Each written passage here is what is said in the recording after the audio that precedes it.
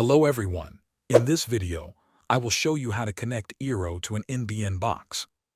First, make sure you have your Eero device, the Ethernet cable included in the box, and your NBN connection box ready. Before connecting anything, power down your NBN connection box by unplugging it from the power outlet. Wait until the device is fully turned off. Next, take the Ethernet cable that came with your Eero. Plug one end into either Ethernet port on the back of your Eero device.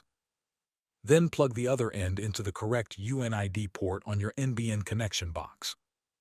Your internet provider usually tells you which UNID port to use in your welcome email. In most cases, this will be UNID 1. After the cable is connected, plug your NBN connection box back into the power outlet and turn it on. Wait a few moments for the lights to become stable. Once the NBN box is ready, connect your Eero to a power outlet and allow it to start. Now download and open the Eero app on your iOS or Android device. Follow the instructions on the screen.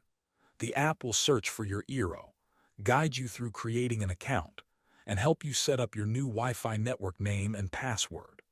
After the setup is finished, check the LED light on your Eero.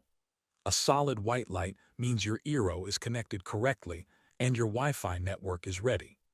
Thanks for watching.